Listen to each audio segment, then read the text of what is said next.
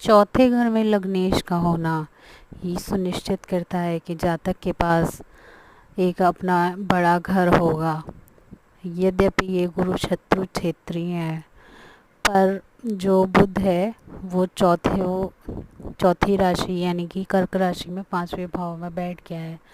बुध इस कुंडली में चौथे घर और 7वें घर का स्वामी है। 7वें घर के स्वामी को मारक की संज्ञा दी जाती है। तो बुध उतना अच्छा प्रभाव तो नहीं दे रहा, और ना ही देवगुरु बृहस्पति बुध की राशि में बहुत अच्छा प्रभाव देते हैं, पर फिर भी लग्नेश चौथे घर में है तो ये जातक के सुखी जीवन की ओर इशारा करता है। चंद्रमा दूसरे भाव में बैठा है, यानी कि दूसरे भाव में चंद्रमा नैसर्गिक रूप से अगर कालपुरुष की कुंडली में देखा जाए तो उच्च के समान फल देता है। कालपुरुष की कुंडली मेष लग्न की होती है, तो उस हिसाब से चंद्रमा उच्च के फल देगा, इस कुंडली में अच्छे फल देगा। और छठवें भाव में मंगल और केतु जैसे ग्रह बैठे हैं। मंगल छठवें भाव में बहुत अच्छा कार्य करता है, और मंगल इस कुंडली में फायर साइन में बैठा है, यानी कि अग्नि तत्वीय राशि में बैठा है, सिंह राशि में। तो ये मंगल के प्रभाव को और बढ़ा देती है। केतु भी सिंह राशि में ठीक ही रहता है।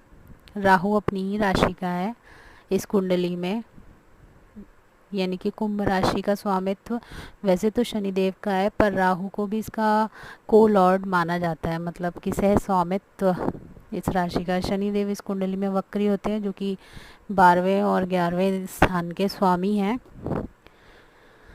तो ये जातक की हेल्थ रिलेटेड थोड़ी सी प्रॉब्लमेटिक चीज़ों को दिखाता है। पर ये इस कुंडली के बारे में मैं आपको बता दूं, ये अभी 27 जुलाई को इस लड़के ने जन्म लिया है। इस कुंडली की विशेषता ये है, इस कुंडली के माध्यम से मैं आपको एक इतना यूनिक सूत्र देना चाहती हूँ कि यदि जो शनिदेव होते हैं वो 4, 8, 12 राशियों में, मतलब जल तत्वीय राशियों में स्थित हों, तो जहाँ पर मकर राशि कुंडली में पड़ती है उस स्थान के फलों में कमी करा देंगे। यानी कि इस जातक के दोस्त कम होंगे, इसके कोई बड़े भाई बहन नहीं है, इसको लाभ कम की संभावना हो सकती है। और इसका जो शनि वक्री है ना, तो ये भी इसको थोड़ी सी दिक्कत देगा, क्योंकि ये लग्न में आके बैठ गया 12वें के स्वामी होके। शुक्र अपनी राशि का है, वो अच्छा है, और सूर्य भी 5वें का कारक होके 5वें में बैठा है, तो वैसे ठीक ही है। पर बाकी और चीज़ों की चर्चा मैंने पर्सनली कर दी थी। तो ये फ्री कुंडली एनालिसिस था, आप लोग को भी करवाना है तो आप लोग मुझे ईमेल कर सकते हैं। Thank you for watching.